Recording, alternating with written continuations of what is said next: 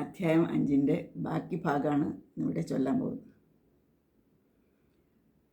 ഏതേ ഭൂതഗണസ്തദേന്ദ്രിയഗണ ദേവാശ്ച ജാതാ പ്രഥം നോ ശേഗൂർഭുവനാണ്ഡ നിർമ്മിതി വിധൗ ദൈവൈരഭീഭിസ്തദാ ത്വം നാനാവിധ സുക്തിഭിർനൂതഗുണ സത്വാന്യമുന്യാവിശ ചേഷ്ടാശക്തിമുദീര്യതാനി ഘടയൻ ഹൈരണ്യമണ്ഡം വൃഥാ അണ്ഡം തത്കലു പൂർവസൃഷ്ടിസലിലേ സൃഷ്ടസഹസ്രം സമാ നിർഭീന്ദനകൃതാശ്ച ദുർദശ ജഗദ്രൂപം വിരാടാഹ്വയം സഹസ്രൈ കരപാദമൂർധനിവർ ഹൈർനിശേഷാ ജീവാത്മകോ നിർഭാതോസി മരുത്പുരാധിപസമാം ത്രായസ്വ സർവാമയാത്.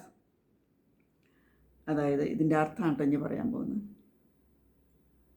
ഈ പഞ്ചഭൂത ഗണങ്ങളും ഇന്ദ്രിയങ്ങളും ദേവതകളും വേറെ വേറെ ഉണ്ടായവയായതിനാൽ ബ്രഹ്മാണ്ഡ നിർമ്മാണത്തിന് അവ ശക്തരായി തീർന്നില്ല. അപ്പോൾ ഈ ദേവതകളുടെ പലവിധ സൂക്തികളാൽ സ്തുതിക്കപ്പെട്ട ഗുണങ്ങളോട് കൂടിയവനായ അവിടുന്ന് ഈ മഹത്വങ്ങളിൽ പ്രവേശിച്ച് അവയിൽ ചേഷ്ടാശക്തി ഉണ്ടായി അവയെ തമ്മിൽ കൂട്ടിച്ചേർത്ത് ഹിരൺമയമായ അണ്ഡത്തെ സൃഷ്ടിച്ചു.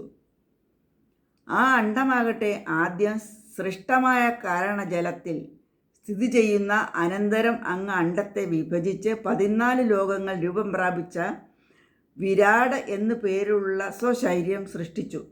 എണ്ണമറ്റ കൈകളും പാദങ്ങളും മൂർധാവുകളുമുള്ള നിശേഷ ജീവാത്മസ്വരൂപത്തോടെ അവിടുന്ന് ശോഭിച്ചു.